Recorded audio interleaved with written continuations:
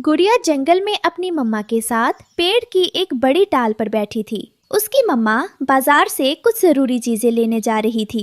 गुड़िया अपनी मम्मा से कहती है, मम्मा, कल मैंने मैना के पास देखा था। उसके पास बहुत सुंदर अलग रंग की नेल पॉलिश थी।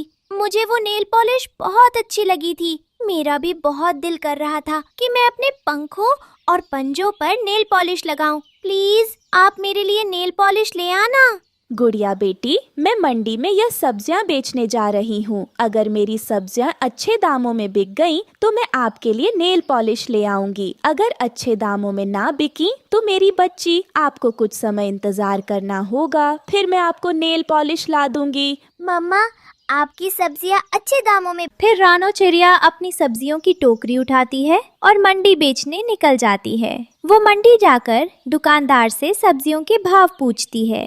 बहन जी, आप बहुत अच्छे समय पर आई हैं। आजकल तो मंडी में सब्जियों के बहुत अच्छे दाम चल रहे हैं और आपकी सब्जियां तो ताज़ा भी लगती हैं। आपको तो इनके अच्छे दाम मिल जाएंगे। चिड़िया खुश हो जाती है। वो अपनी सब्जियां मंडी में बेचती है और पैसे लेकर दुकान पर आ जाती है। वो दुकान से घर का कुछ जरूरी सामान लेती है और गुड़िया के लिए एक सुंदर डॉल खरीदती है। वो गुड़िया लेकर घर आती है तो बेटी गुड़िया डॉल को देखकर बहुत खुश हो जाती है। मम्मा, मीना को गुड़िया के साथ नए नए खेल खेलने आते हैं। वो नदी पर होगी। मैं जाकर उसे अपनी नई गुड़िया दिखाती हूँ और उसके साथ खेल कर आती हूँ।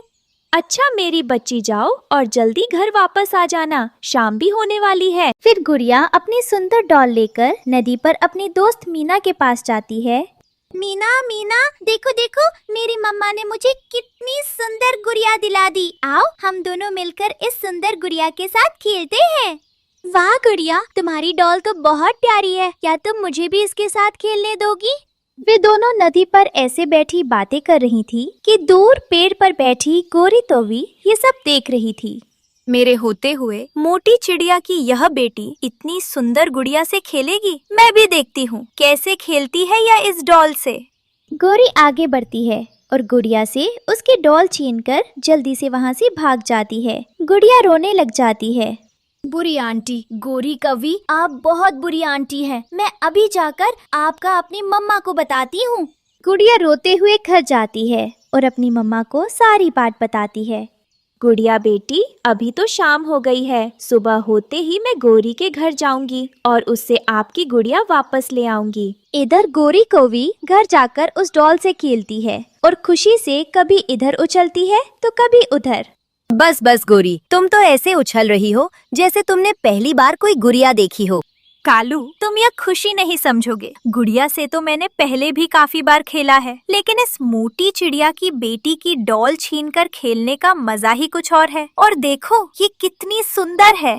रात हो जाती है और गोरी सो जाती है। फिर अगली सुबह रानो चिड़िया गोरी के घर आती है। गोरी बहन, कल आप मेरी बेटी गुड़िया की डॉल छीनकर भाग आई थीं। प्लीज आप मुझे वह गुड़िया वापस कर दें। मेरी बेटी रो रही है। कौन सी गुड़िया? मैंने कोई गुड़िया नहीं छीनी। अपनी बेटी से कहो थोड़ा कम झूठ बोला करे। मेरी बेटी झूठ नहीं बोलती। झूठ कौन बोल रहा है, मुझे अच्छे से पता है। रानो चिड़िया ऐसा कहकर वहाँ से चली जाती है।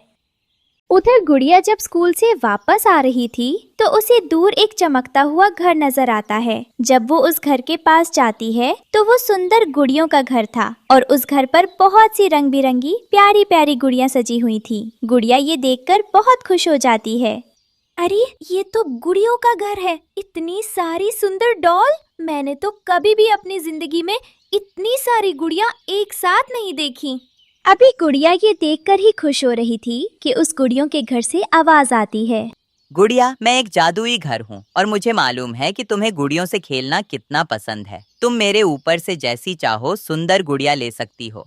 हाँ प्यारे घर, मुझे सच में गुड़िया बहुत पसंद है। फिर गुड़िया उस जादुई घर के ऊपर से ढेर सारी सुंदर गुड़ियां उतारती है और उन्हें एक टोकरी में रखकर उस घर का धन्यवाद करती है। मेरे प्यारे दोस्त, मैं तुमसे रोज मिलने आया करूंगी और तुम्हारा बहुत धन्यवाद। फिर गुड़िया सुंदर डॉल से भरी वो टोकरी उठाकर अपने घर की तरफ उड़ती है। बड़े पेड़ पर बैठी गोरी जब गुड़िया के पास इतनी सारी गुड़ियों की टोकरी देखती है तो वो जलकर राख हो जाती है। इस छोटी चिड़िया के पास इतनी सारी सुंदर डॉल कहाँ से आई? मुझे पता लगाना ही पड़ेगा। फिर शाम के समय गोरी कौवी रानो चिड़िया के घर की तरफ उड़ती है और खिड़की में छुपकर रानो और उसकी बेटी की बातें सुनने लगती है।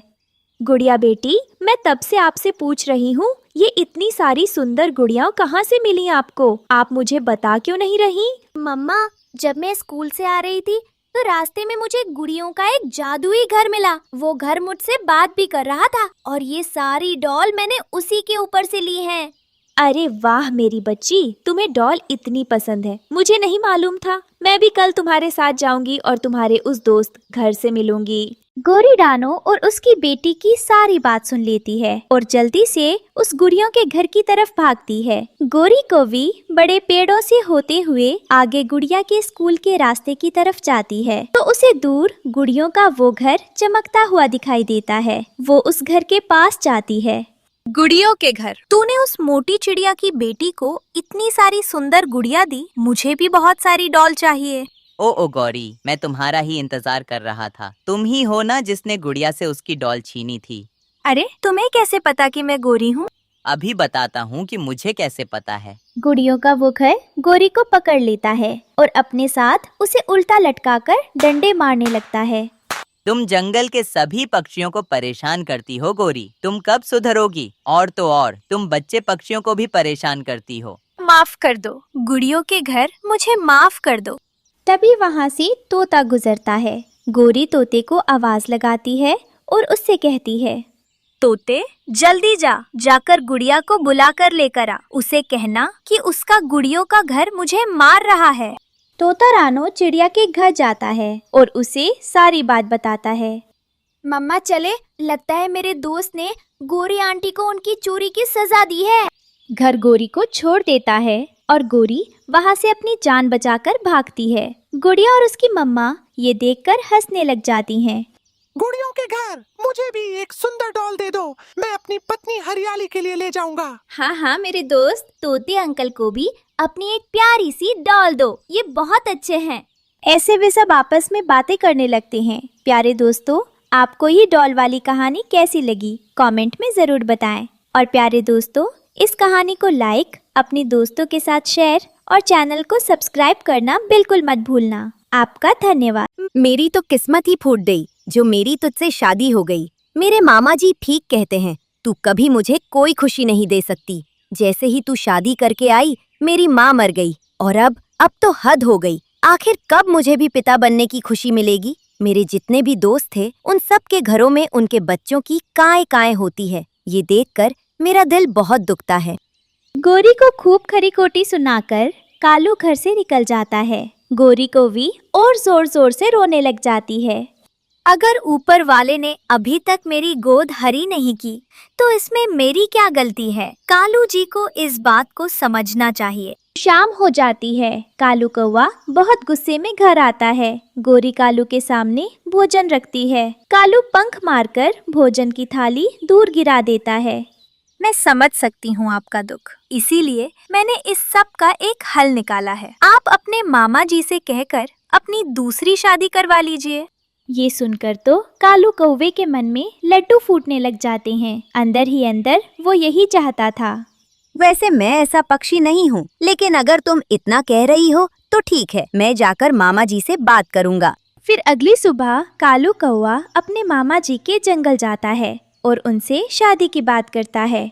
बड़े अच्छे समय पर आए हो तुम कालू। हमारे जंगल में एक बहुत ही सुंदर पारो कौवी है। मैं जाकर उनके घर वालों से बात करता हूँ। फिर कालू कौवा पारो कौवी से शादी करके उसे घर ले आता है। गोरी पारो के लिए भोजन लेकर आती है और उसके लिए पानी लाती है। देखना कालू जी, मैं आपको कुछ ही दिनों में खुशखबरी सुना दूंगी। इस कौवी से हम अपने घर के काम करवाया करेंगे। हाँ मेरी सुंदर पत्नी, तुम बिल्कुल ठीक कहती हो। तुम्हारी चोंच कितनी सुंदर है। इस गोरी की तो चोंच भी कितनी लंबी और मोटी है। ये सब बातें सुनकर गोरी का बहुत दिल दुखता है और वो दूसरे कमरे में जाकर रोने लग जाती है। ऐसे ही कुछ दिन गुजर जाते हैं। फिर एक दिन गोरी को अच्छा महसूस नहीं हो रहा था, इसलिए वो अपना चेकअप करवाने बुलबुल डॉक्टर के पास जाती है। गोरी, बहुत बहुत बधाई हो तुम्हें, तुम तो माँ बनने वाली हो। ये सुनकर गोरी कौवी खुश होने की बजाय रोने लग जाती है। ए ऊपर वाले, ये तेरा कैसा फैसला है? अगर कुछ दिन पहले ये खुशखबरी मेरे घर में आ जाती तो शायद कालू जी दूसरी शादी न करते। गोरी कौवी घर जा रही थी कि नदी किनारे बैठी रानो चिड़िया को देखकर गोरी रानो के पास आ जाती है और उसे ये खुशखबरी सुनाती है। यह तो बहुत खुशी की बात है। बहुत बहुत बधाई हो आपको गोरी बहन। शायद अब कालू का व्यवहार आपके साथ अच्छा हो जाए। आप जल्दी से जाकर कालू भैया को भी यह खुशखबरी सुनाएं। फिर गोरी घर जाती है और कालू को ये खुशखबरी सुनाती है। लेकिन ये खुशी की खबर सुनकर कालू की दूसरी पत्नी पारो बहुत जल जाती है। अच्छा, तो ये कौवी माँ बनने वाली है। ऐसा ना हो कि अब कालू का सारा ध्यान इसकी तरफ चला जाए और कालू मेरा ख्याल ही ना रखे। गोरी, ये तो बहुत अच्छी खबर है। तुमने तो मेरा दिल खुश कर दिया। मैं तुम्हें बहुत ताने सुनाता था, मुझे उन सब के लिए माफ कर दो। लेकिन आज से मैं तुम्हारा बहुत सारा ख्याल रखूंगा। मैं तुम्हारे लिए भोजन खोज कर लाता हूँ। और मेरे लिए क्या? क्या आप मेरे लिए भोजन लेकर नहीं आएंगे? हाँ हाँ, मैं तुम दोनों के लिए भोजन लेकर आता हूँ। फिर कालू कौवा भोजन खोजने निकल जाता है। ऐसे ही कुछ दिन गुजर जाते हैं। कालू तो अब गोरी का बहुत ख्याल रखने लग गया था और इस सब से पारो बहुत जल रही थी। फिर एक दिन सब पक्षी बरगद के बड़े पेड़ के नीचे बैठे मीठे फल खा रहे थे कि वहाँ गोरी कौवी आ जाती है। गोरी बहन, बहुत बहुत बधाई हो आपको। रानो बहन ने बताया कि आपके यहाँ खुशखबरी है। तभी वहाँ कालू कौवा और पारो भी आ जाते हैं। पारो बहन, आपको भी बहुत बहुत बधाई हो। मुझे किस बात की बधाई दे रहे हो तुम सब? जिसको देनी है उसको दो। वैसे पारो बहन, कालू भैया ने तो इसीलिए आपसे शादी की थी क्योंकि उनके घर अभी तक बच्चे पक्षी की खुशी नहीं थी। आखिर चिड़िया, तुम कहना क्या चाहती हो? कालू जी, मुझे इन सब के साथ नहीं बैठना। चले यहाँ से। पारो, ये सब मेरे बहुत पुराने दोस्त हैं। तुम इनसे इस तरह बात नहीं कर सकती। इनके साथ अच्छे से रहो। पारो गुस्से से वहाँ से चली जाती है और दूर एक बड़े पेड़ पर जाकर बैठ जाती है। जैसा मैंने सोचा था वही हुआ। अब कालू को गोरी की ज्यादा फिक्र होने लग गई है। कोई तो चाल चलनी होगी, वरना कालू तो मेरी तरफ ध्यान ही नहीं देगा। फिर जब शाम को पारो कौवी घर जाती है तो वो जाकर कालू से कहती है, कालू जी, आपको पता है मेरा जी आज खराब हो रहा था। मैं जब बुलबुल डॉक्टर के पास चेकअप करवाने गई तो बुलबुल ने मुझे बताया कि मैं अंडा देने वाली हूँ। वाह, लगता है ऊपर वाले को मैं कुछ ज्यादा ही पसंद आ गया हूँ। अब तो मेरी दोनों पत्नियां माँ बनने वाली हैं। मेरे घर में दो दो छोटे बच्चे पक्षी आएंगे। फिर ऐसे ही कुछ और दिन गुजर जाते हैं और गोरी कौवी एक सुंदर से अंडे को जन्म देती है। कालू तो बहुत खुश था। कालू तो नाचे ही जा रहा था। अजी, अब बस भी करे कालू जी। लगता है आप तो बहुत खुश है। हाँ दोरी, मैं बहुत खुश हूँ। तुमने मुझे आज जो खुशी दी है, शायद वो खुशी मुझे पहले कभी किसी भी चीज से नहीं मिली। पारो, तुम तो बताओ अपने बारे में कुछ। मुझे तुमसे कोई बात नहीं करनी। कालू जी, मुझे बहुत भूख लगी है। मुझे भोजन ला कर दें। कालू भोजन खोजने जंगल में निकल जाता है, जहाँ उसे रानो चिड़िया मिलती है। रानो बहन, मुझे पारो पर थोड़ा शक हो रहा है। उसका पेट देखकर तो बिल्कुल नहीं लगता कि वो अंडा देने वाली है। जी, मुझे भी उस पर शक है। मैं आपके साथ आपके घर चलती हूँ। आज ही पारो का सच सबके सामने आ जाएगा। फिर रानो कालू के साथ उसके घर जाती है। चलें पारो बहन, ऐसी हालत में डॉक्टर को चेक कराना अच्छा होता है। मैं आपको बुलबुल डॉक्टर के पास ले जाती हूँ और आपका चेकअप करवा देती हूँ। नहीं नहीं, मुझे कोई चेकअप नहीं करवाना। पारो, तुम इतना क्यों डर रही हो चेकअप करवाने से? जाओ, करवाओ। हाँ हाँ पारो, जाओ। रानो बहन के साथ बुलबुल डॉक्टर के पास चली जाओ। लेकिन पारो कौवी तो रोने लग जाती है। मुझे माफ कर दें आप सब। मैंने आप सबसे झूठ बोला था। मैं कोई अंडा नहीं देने वाली। सच तो ये है कि मेरी भी कालू से दूसरी शादी हुई थी और मेरे पहले पति ने मुझे इसीलिए छोड़ दिया था क्योंकि मैं एक बांझ हूँ। ये सुनकर तो एक पल के लिए पूरे घर में खामोशी छा जाती है। कालू बहुत हैरान होता है। कालू भैया, इसमें पारो बहन की कोई भी गलती नहीं है। गलती है तो आपके मामा जी की है। गोरी ने मुझे पिता बनने का सुख दे दिया। मुझे और कुछ नहीं चाहिए। पारो, तुम भी हमारे साथ हमारे घर पर रहो।